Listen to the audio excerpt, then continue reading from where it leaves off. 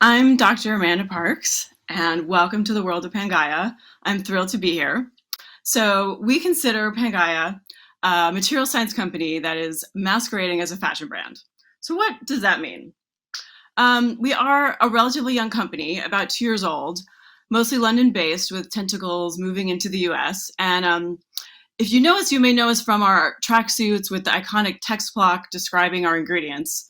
But what lies beneath these humble basics is an entirely new business model to bring research and development on material science innovations to life through real products, sort of a paradigm shift. The way that we're doing this, we are looking at the full innovation spectrum. And what I mean by this, there's multiple ways that we differentiate our business model. So we are looking at things that are already out there in the world or are about to come to market, kind of the newest and best of materials, things that are kind of an evolutionary innovation, and incorporating that into our products right away. We're also looking at what we consider more like mid-level innovation, revolutionary things, that maybe things coming from startups. And we create startup partnerships with startups that are true investment, research, co-development, and commercialization partnerships to really bring these things to life and bridge that gap.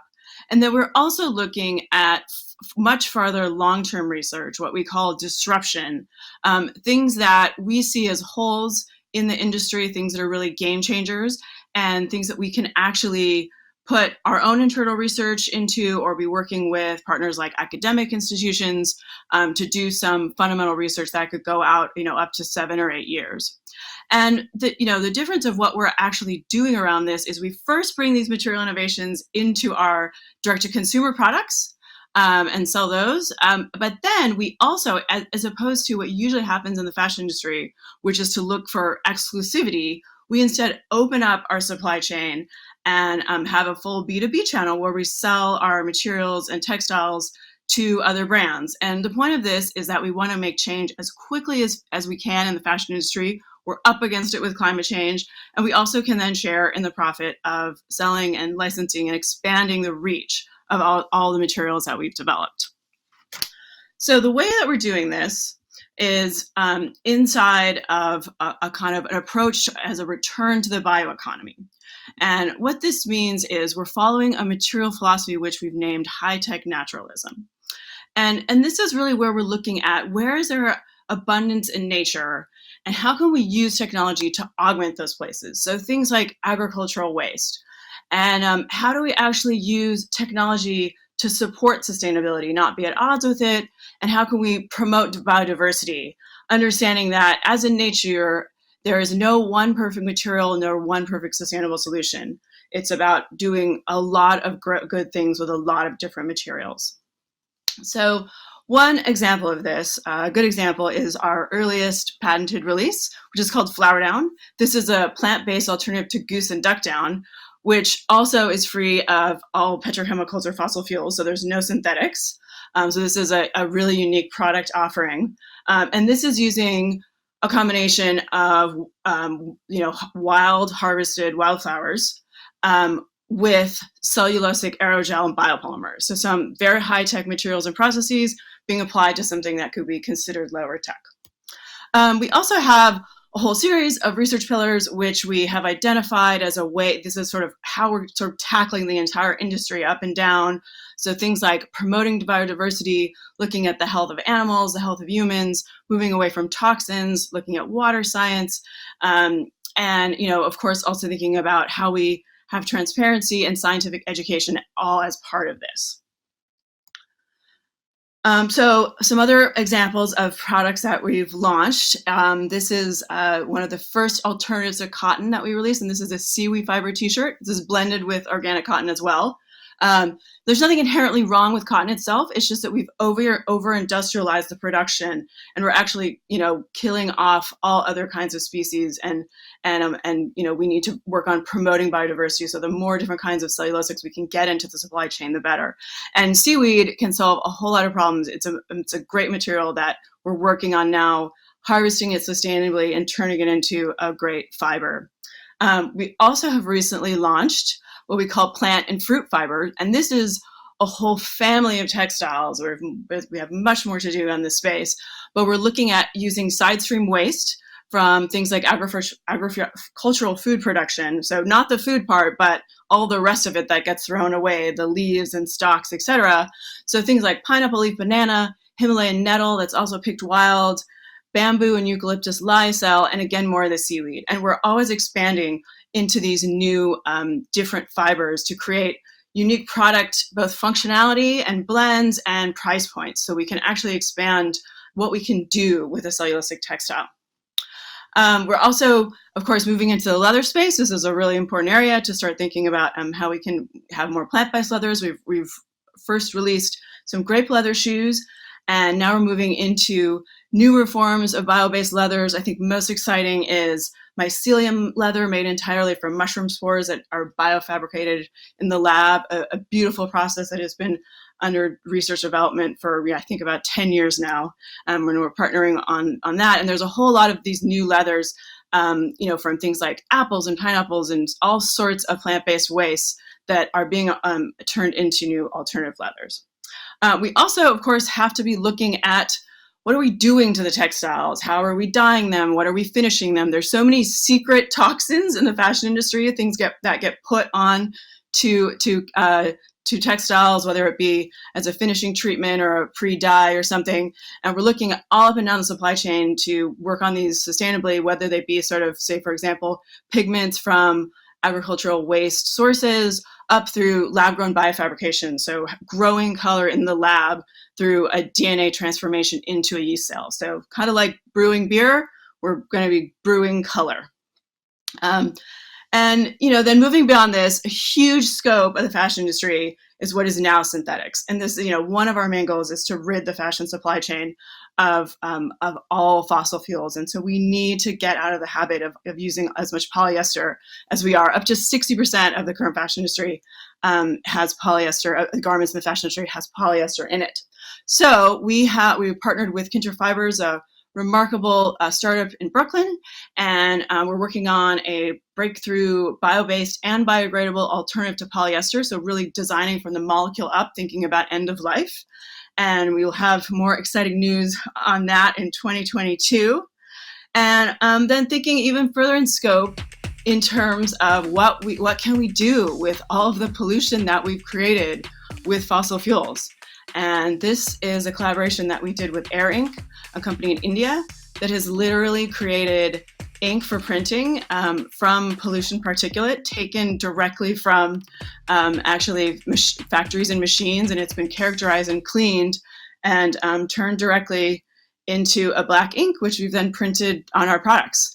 So literally taking something that is actually detrimental and turning it into a useful product, while also preventing the use of the creation of new black dyes. The carbon that is in this soot is a really, really great deep black. We shouldn't have to be recreating that from other synthetic means.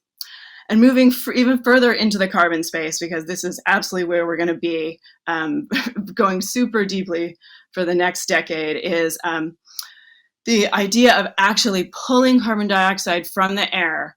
And we were partnering with a company called 12 out in Silicon Valley that has a breakthrough technology that literally allows CO2 to be turned into the base chemistry of polycarbonate, as well as many other chemicals. So they call it carbon reincarnated. And this is a whole new area of research and development around what we're going to be seeing as carbon transformation.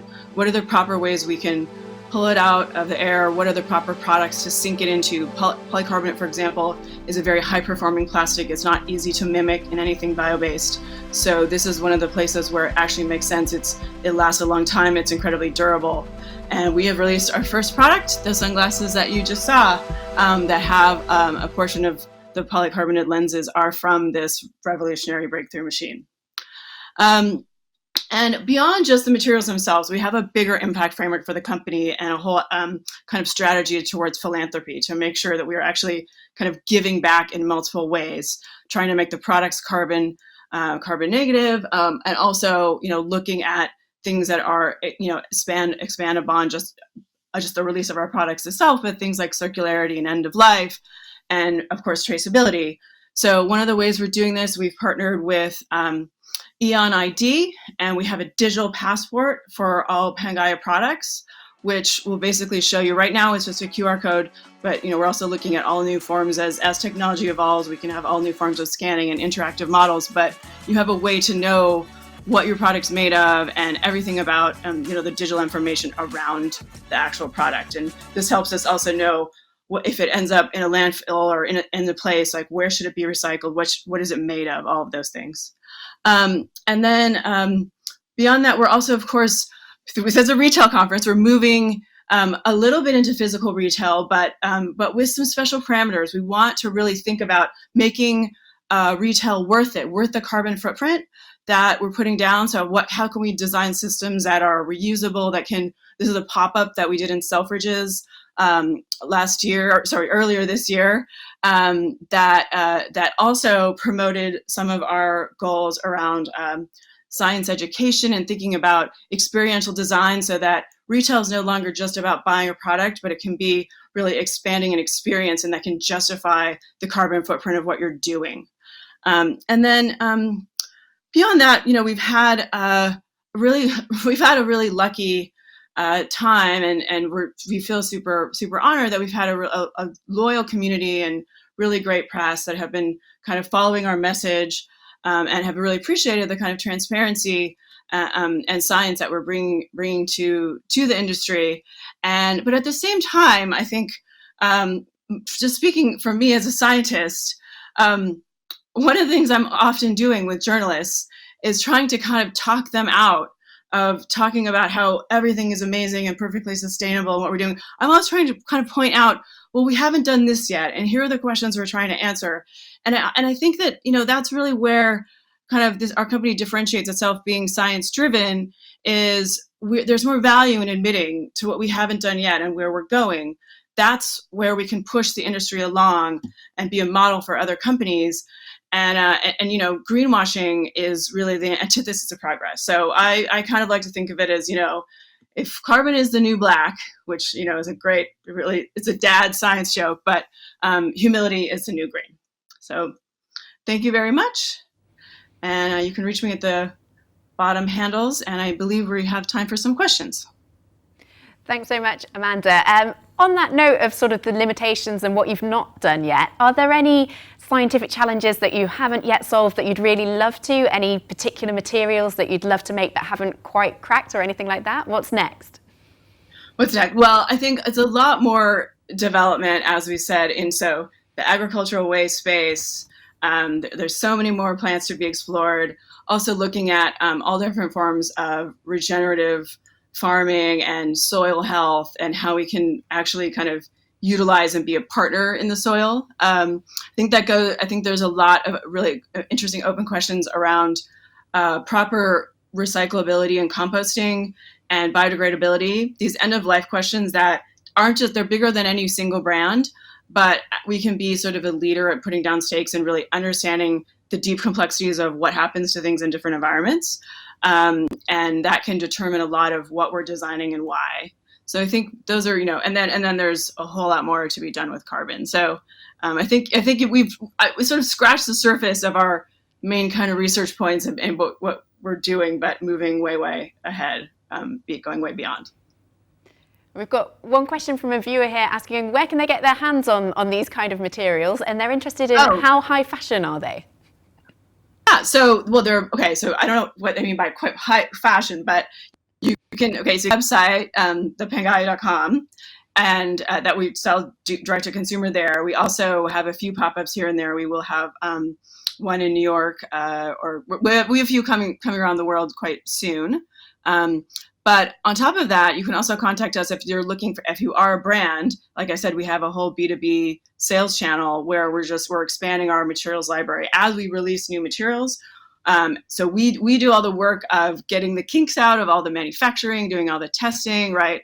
Making sure that they're good to go, so they become a lot lower risk for brands to be able to take them on. And then we can sell them that way as well. And then from the high fashion point of view, I mean, we live in a world where, we were making sustainable tracksuits during lockdown. So, we were absolutely the height of fashion, height of COVID fashion. And we are expanding into other product categories as well. I didn't focus so much on that. But really, we're looking at a lot of the categories around basics, mostly because we feel like that's where we can make a really big impact at the beginning, like 2 dozen own t-shirts and sweats and that kind of thing, and then we'll kind of scale into more different categories. But we also believe in, like, we love the kind of the versatility and the kind of expressivity and individuality of so many fashion brands, and no single brand can be all things to all people. So that's why we want to spread the material so that other designers do have the opportunity to use better materials, and to have different means of aesthetic expression with them. Excellent. Thanks so much, Amanda. We'll be watching to see where your journey takes you next. Thank you.